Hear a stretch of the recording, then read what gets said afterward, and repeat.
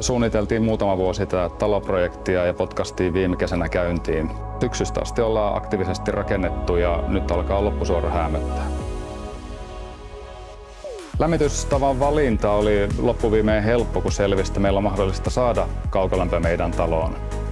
Kaukolämpö on paljon halvempi, helpompi ja maksaa itsensä äkkiempää takaisin. Kokkola Energian kaverit kävi vetämässä putket pihalle ja putkimies liitti laitteiston. Se oli siinä. Positiivisesti voisi sanoa, että yllätti tämä koko prosessin helppous, että sehän tavallaan kun rattaat lähti pyörimään, niin se kaikki tapahtui itsestään. Ulkona on pakkanen pauhannut, niin on täällä sisällä ollut tosi mukava ja lämmin rakentaa. Kaiken kaikkiaan ollaan oltu tosi tyytyväisiä koko prosessiin, että kaikki on alusta asti toiminut nopeasti ja mutkattomasti.